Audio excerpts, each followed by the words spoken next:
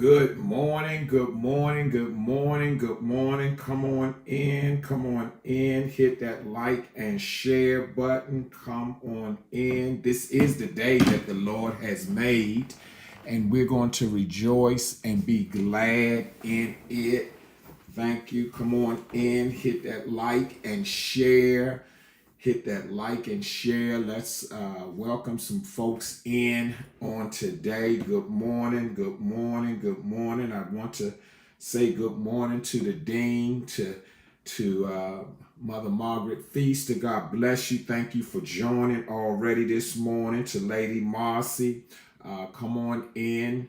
Come on in. This is Wisdom Wednesday, and we thank the Lord for another opportunity to just come and share some goodness of what God is doing. I'm just so excited about what He's doing and who He's doing it with.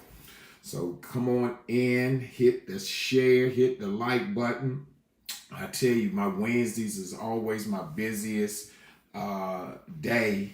I get up at 6 and I get on morning prayer, and then I sneak in on another prayer line, and then I get on Inspired for Love, Inspired to Love. So just excited about us all working together in the kingdom. So quite sure some of those people will probably be jumping over, because I saw some of those same people over on that side of the vineyard.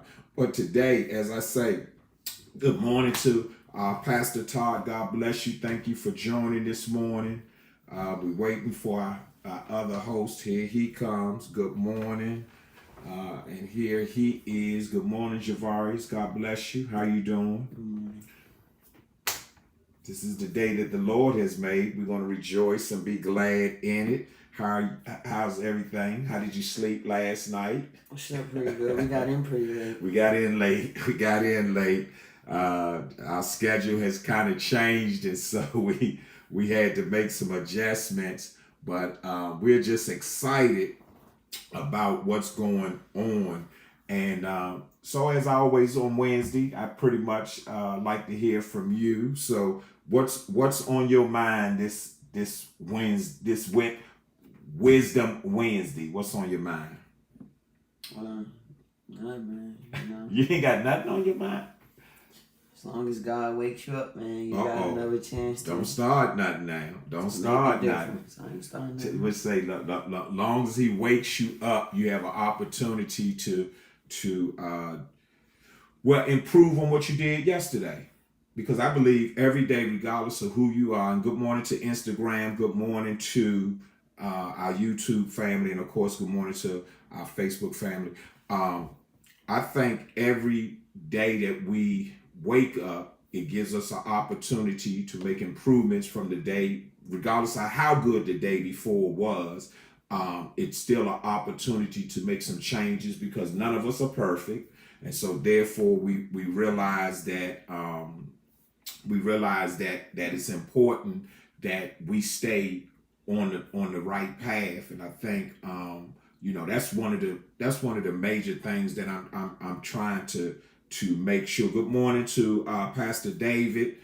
Pastor David is over in Africa, so I know the time difference is there, but he jumps on. So thank God for you joining us today. I'm always conscious now of making sure, and I've been repeating this over and over and over and saying it, that I stay within the will of God. You know what I'm saying? Good morning to Elder Greg. Awesome Bible 1 hour of power last night.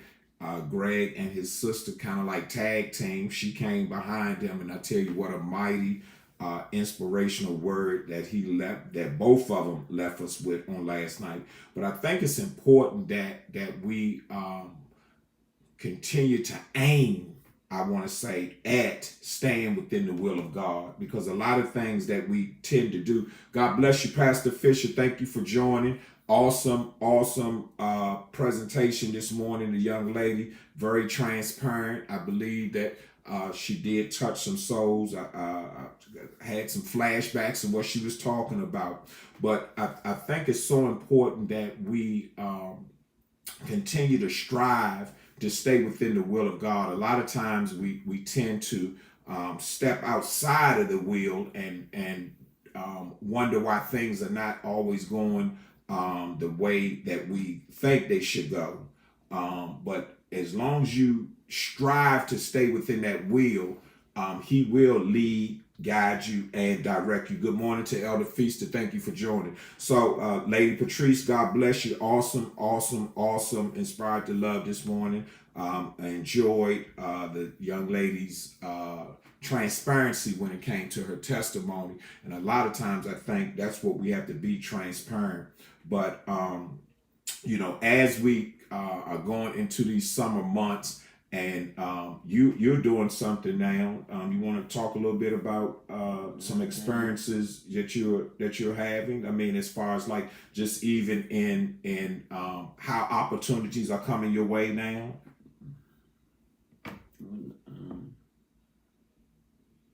Oh, you quiet today. Okay, well, I think you even for joining. I guess it's too early. You can't hang with me. I guess you stayed out past your bedtime. But nevertheless, the thing that we have to stay focused on is, like I say, understanding that trials and tribulations are going to come. But it's really all about how you choose to handle them. None of us, once again, are perfect. As I was listening to the young lady, she was basically saying that she had some pitfalls. It was a couple of times that she went through her struggles. But once she kind of like realized that who her higher power, who God was, and then she started. One thing I like what she said. She said, Davey said he needs some coffee.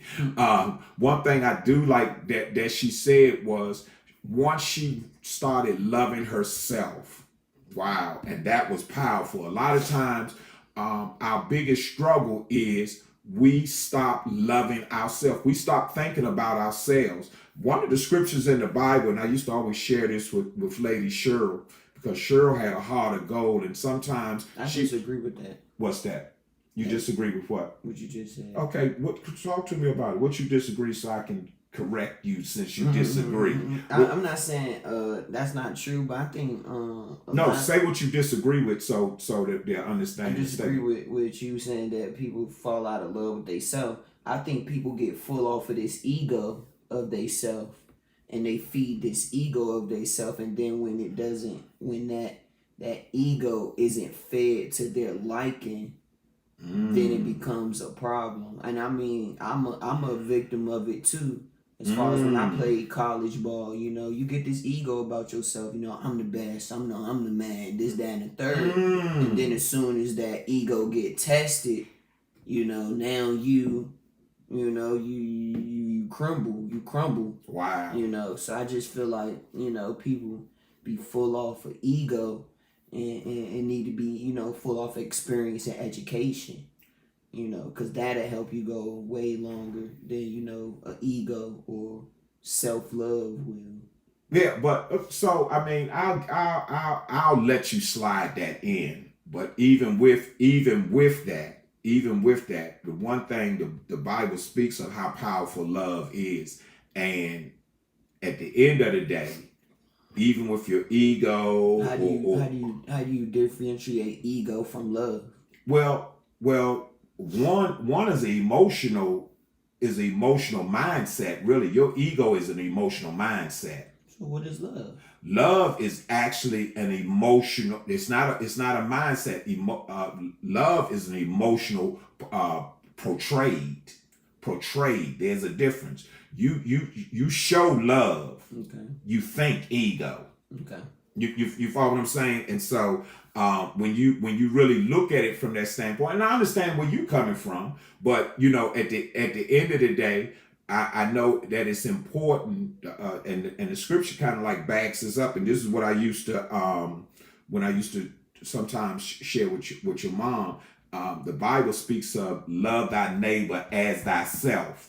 And a lot of times what we find ourselves doing is treating others better than we would treat ourselves. You follow what I'm saying? And so then it comes back that then you don't receive that, or you don't feel that it's being reciprocated, because a lot of times if I do something for you, in your head, in my head, I'm saying you're supposed to do it back for me. Yeah. But we don't understand that the circle of life says if I do something for you, somebody else is possibly going to do something for me. And of course, the ultimate person is always going to be God. So, the mere fact that I can do things for you, we have to understand that a lot of times it is my resources. In other words, the fact that I work, I have money, this, that, and the other, I can do things for you. But then think about it from this standpoint, that I was able to do that all because of God. You follow what I'm saying? It's like how we always say, He woke me up. Okay, now what?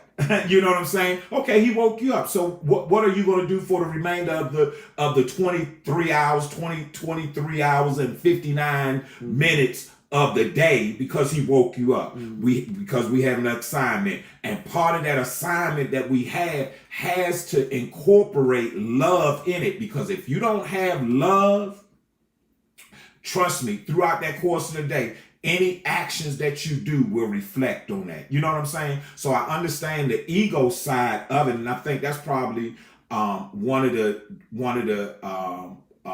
things that we don't really work on or train on, because in listening to your statement, going from high school to college, well, in high school you was the man. You know what I'm saying? I mean,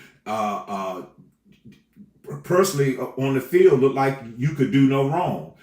Once you get to college, it's a whole bunch of men. You follow what I'm saying? All of y'all are kind of like on the even playing field. And so if that's not addressed properly, is how I'm picking up what you were saying. If that's not addressed properly, it can end up messing you up in the long run. You know what I'm saying? And so, it's just so important. It builds a blockage in your head, and now you dispatch from reality. So now, it's no longer a reality type of thing. It's no longer it's no longer thought in it. Now it's, like you say, now it is so emotionally based, biased, but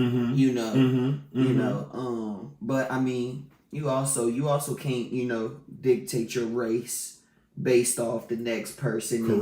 Correct. And I think a lot of times what happens is we tend to, and I was sharing this yesterday. I think I don't know who I was talking to, maybe one of the Fantastic Four or something, and I was saying how the world, how the United States as a whole is. I think it might have been Charmaine posted something on Facebook, and she was just saying how the people are still rallying. No, it was actually Donna Brown, your aunt, posted something on Facebook about how the people are still rallying around Donald Trump. You know what I'm saying? And it just makes you understand that 50% or close to 50% of the country are not nice people.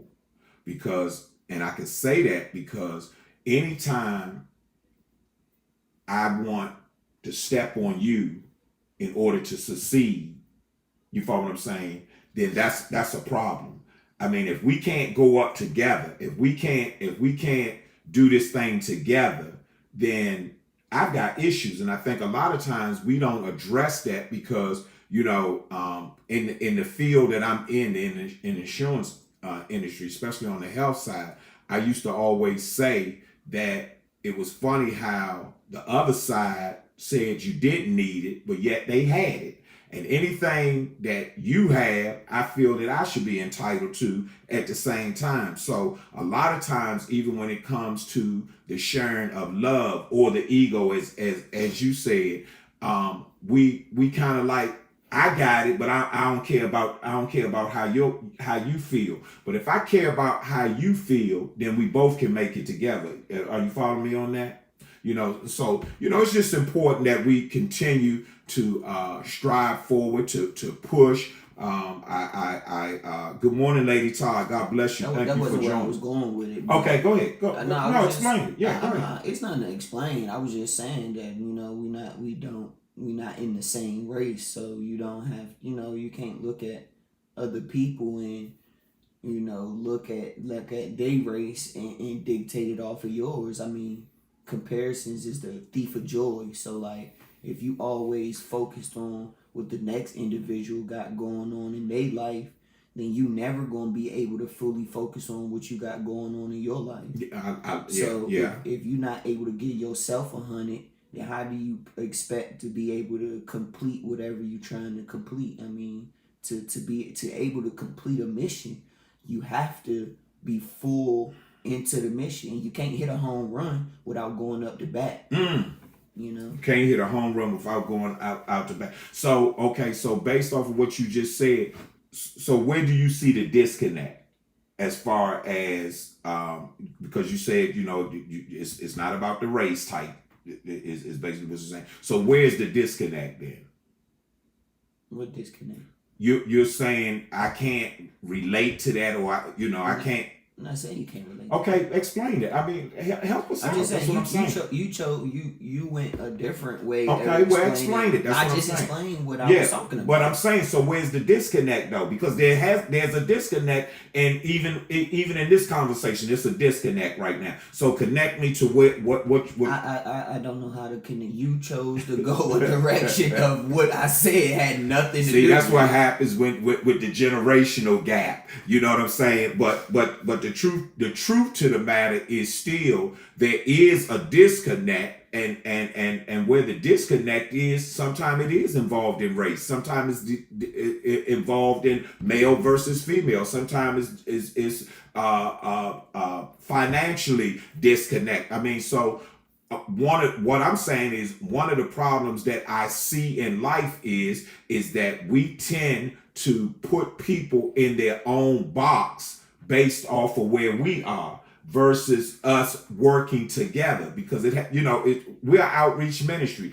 If I went out each time we went out to feed the less fortunate, we go most of the time we go down to Hurt Park or whatever. If I looked at them as less fortunate than me versus me looking at, if it wasn't for the grace of God, I could be here and my job is to lift them up, then I would be defeating my purpose of actually going out. You follow what I'm saying? And I think a lot of times in life, people tend to look down on you, regardless, and it doesn't have to be a race thing. It can be a gender thing. I mean, women have fought for years to have such stuff as equal pay, equal opportunities and stuff. And so I'm saying that I think a lot of times in life as a whole, that we don't treat others as they should be treated, and then sometimes we go overboard treating others better than we would treat ourselves.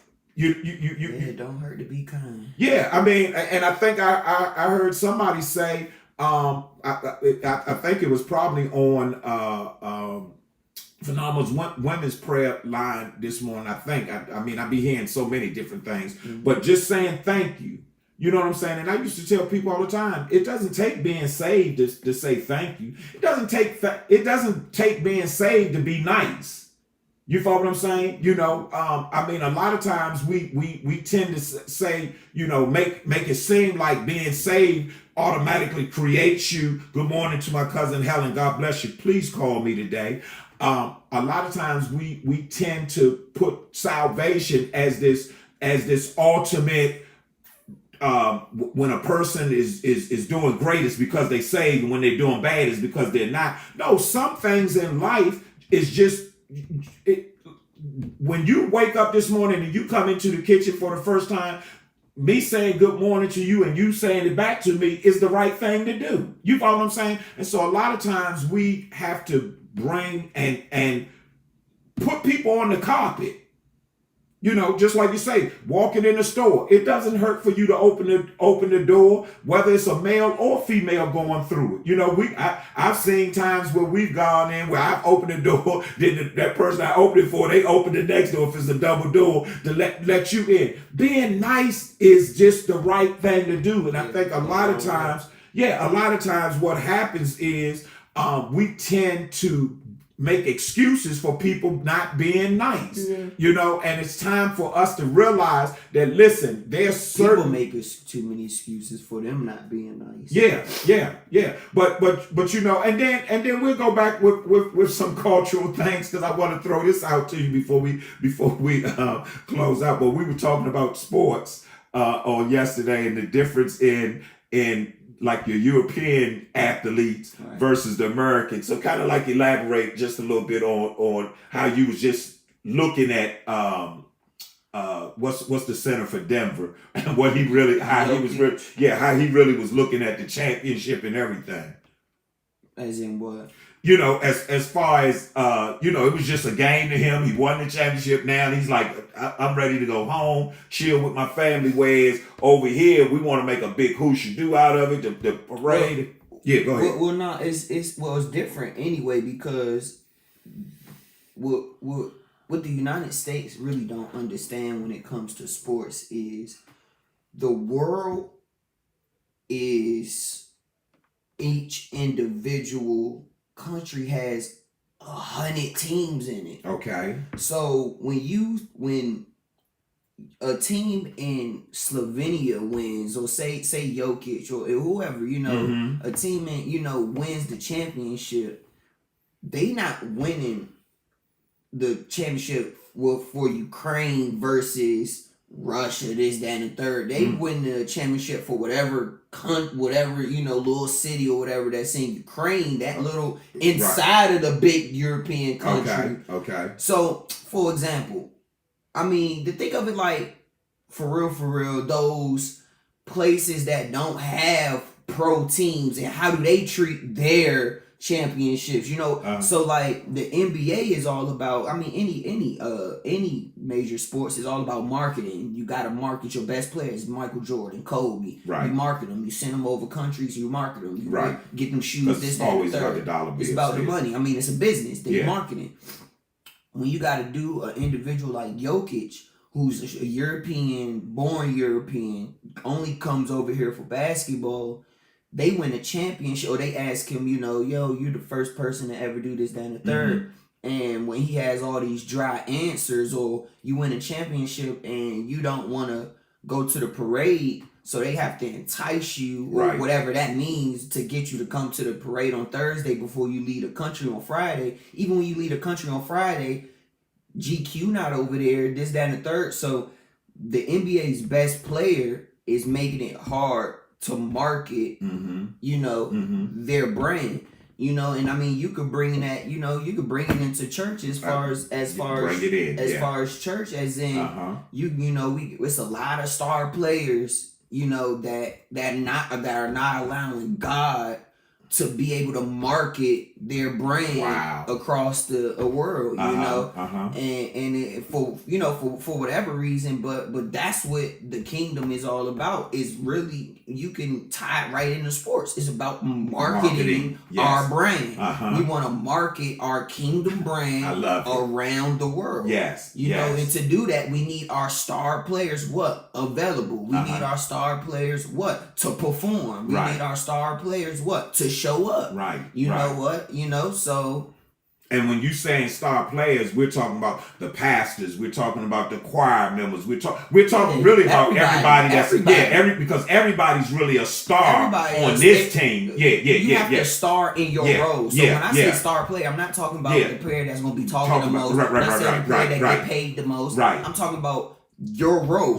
Star in your role. Whatever your role is, as far as the kingdom, your job, is that star in your role. I love it. And that's what it's all about, being able to shift it. And I've got the shirt on today. I didn't quit. I shifted. Being able to shift into the environment that you're basically in. And so as we finish this Wisdom Wednesday, we just want to leave this really with you, that listen, we're all in this together, and the weakest link the strength is in the weakest link, as when we were growing up was taught that we all need each other. And I'm even commending you on how you're focusing now on not only your own development, but those that you come in contact with. You're reaching out. One of the things I know that you're working on is setting up your training program,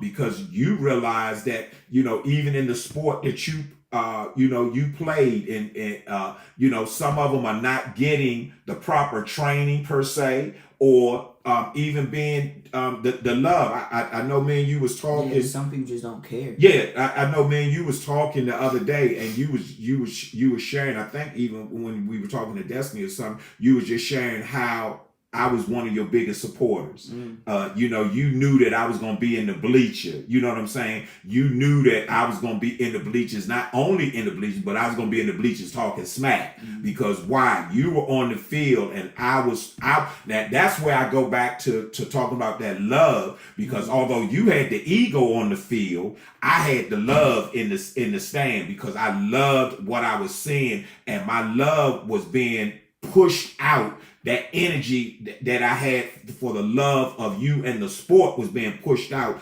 And the rest is history, how God allowed you to make it through. So listen, we love you all. We thank you all so much for joining us. Just kind of like bounced around today on different things. But at the end of the day, I still say that you got to love yourself. And when you learn to love yourself, then other things going on in your life will reflect off of that. So once again, we ask that you have a phenomenal day on purpose. We will see you on Wednesday. Wednesday is Inspirational Friday, so we'll have a guest come on and give us some inspiration for the week. We'll see you on Wednesday. I see you on Friday. Wednesday is Inspirational Friday. I'm mine all over the place. Mine all over the place. But thank God for you then. So Friday is Inspirational Friday. So we'll have a guest on to get us through the weekend. It is Father's Day, so listen, it's still not too late to look out for us. A lot of I tease people all the time. Poor fathers, but I'll leave that alone. Y'all already know. Look out for us this week. I do want to say this. Today is my brother's 71st birthday, so he's not on, but hopefully somebody will get the message to him that we gave him a shout out. Happy birthday to Suffolk Bishop George Twilley, all the way up in Maryland. He's coming down on tomorrow. I'll be having a chance to spend the weekend with him. We got a family getting married, and then we're gonna we're gonna do dinner, family getting married, go to church, have dinner. So thank him. Just ask for traveling mercy for him. But if you know him, give him a shout out today. Thank all of you all. Mother Feasters say pray for the feasters as they travel. So we want to pray for them. And we're excited about just everything that's happening. Thank you, thank you, thank you. We will see you once again on Friday. God bless you. Have a phenomenal day on purpose.